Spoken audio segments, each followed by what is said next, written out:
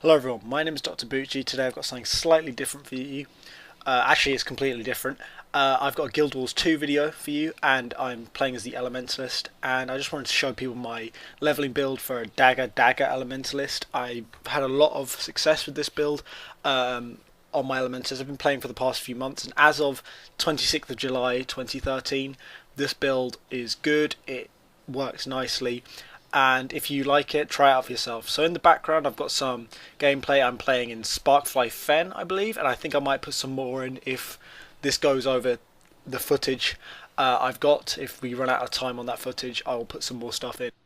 On top of that, I just want to say that this build I've got from numerous places on the internet. I've mixed and matched and added in a little bit of my own, so I can't really take full credit for this. There's plenty of guides on the internet, but this is just my approach, and if you like it, please take it on and use it. So I'll start off with traits. Around now I should have the screenshot of my traits up. Anyway, I'll just quickly talk through it. So firstly, you want to focus on putting points into water, taking Cleansing Wave and Aquamantis Electricity. Cleansing Wave obviously removes condition from yourself and allies when you're attuning to water. You're going to be attuning a lot. This makes you very helpful in a support situation when you're around with allies, and you're just going to be getting a lot of conditions off you with this build. Aquamantis Electricity, I was a little bit unsure about this one because you can really take whatever you want, but this one works quite nicely for me. It decreases water skills cooldown by 20%, so your support skills are more readily available. That takes for me, my skill number 5 in the water attunement, which is a heal. That brings its cooldown time from 40 seconds to 32 seconds, which is quite nice, especially in sustained combat. Anyway, you want to be putting some points into arcane traits as well. So my choice is Elemental Attunement and Arcane Retribution. Elemental Attunement because for the extra boons when you're switching attunements. In this build you want to be switching up attunements a lot. It's part of the rotation. You'll be doing it a lot. Just keep doing it. In fact, I think that's a core mechanic of the Elementalist, and if you're sitting in one attunement, you're not really making the most of it. In fact, I'd say you're only using a quarter of an Elementalist potential. Arcane Retribution, the extra nice when hitting 75% health is nice because you get the crits, but it's, that's optional. You can put in wherever you want there. And then for air traits, you want to take Zephyr's Focus for getting that 100% endurance regeneration while channeling. There's quite a bit of channeling in the rotation, as well as Ether Renewal, which is the heal I choose, and that makes it all synergize quite well. Now for skills, I'll talk about utility skills. I take Cleansing Fire, Mist Form and Arcane Blast. Cleansing Fire, because you're up close and personal as an Elementalist, you're going to be taking some condition, you're going to be taking some hits, and you're probably going to get stunned or knocked down at some point. Cleansing Fire is really useful as a stun breaker, not so much as condition removal in this build, because you've got a lot of that anyway, but as I say, it's nice, it's good if you're getting knocked down. The burning you do is also quite nice, but not essential. The focus is on the stun breaker. Mist Form is quite nice for an escape if you're kiting and you need to get away quickly. Mist Form is really nice. You can switch out for Lightning Flash if you prefer it, but that's up to you. And Arcane Blast, this isn't entirely necessary, this is preference, and it's part of my rotation. It's a backup really, so the extra damage is nice and you can put in whatever you like there. For elite skill, I use the Glyph of Elementals. It's really useful in veteran fights or when you accidentally overpull. The Earth Elemental, personally, I find is the most helpful because it can tank and hit quite well, and so is the Fire Elemental, except it's not really a good tank, it's just more DPS. For healing, as I mentioned, I take Ether Renewal.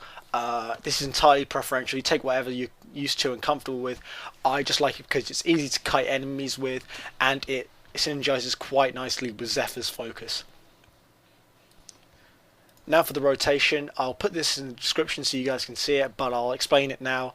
So it's F3, 4, 5, F1, 3, 4, 5, F4, then 4/5. There's a combo in there. It's great for giving you extra area might, which is good for support and obviously good when you're soloing. Now let's look at this in a little bit more detail. So you start off in your air attunement, which is F3. Then you use Ride the Lightning as a gap closer with some damage, but mainly as a gap closer. Then you want to use Updraft to push enemies back and then give yourself some swiftness. Then you press F1 to move yourself into the fire attunement.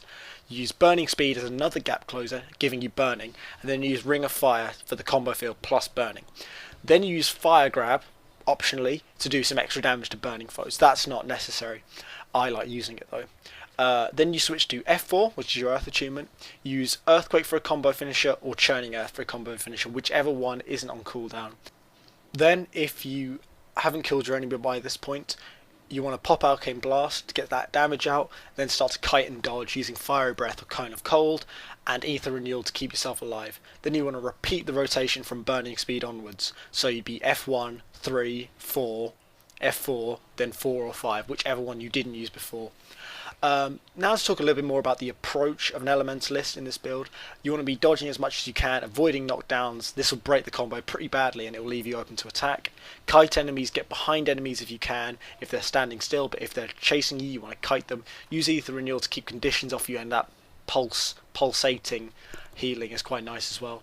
Switch to Water Attunement whenever you need to, even if it means breaking the combo. You want to be able to use Frost Aura and Cleansing Wave at a click of the fingers, and you want to auto attack either in your fire attunement or air attunement for maximum damage. Now that we've got the rotation out of the way, I want to talk a little bit more about gear. Since you have a lot of health and healing power from traits in the water trait tree, focus on power and condition damage. Condition duration isn't so preferable in the leveling stage, as you want to put down enemies as quickly as possible, but critical chance is also nice but not essential. I can't focus enough on power and condition damage. To be able to take down enemies really quickly is really useful, especially in the leveling stage. You want to be pushing through, killing enemies as quickly as possible so you can level as quickly as possible. The power and condition damage will have quite a big effect on your build, and it will make it much easier to get through the game and get through the leveling stages. And I think that just about covers it. So if you have any questions, leave a comment. I'll try and answer as soon as I can. If you like this video, please feel free to subscribe. I'm going to be doing more Guild Wars 2 videos along with my Team Fortress 2 videos. Mainly instructional stuff, maybe some more entertaining stuff, but focused on instructional, leveling guides and PvE guides. So thank you for watching. If you enjoyed this video, please give it a like, and I'll see you later.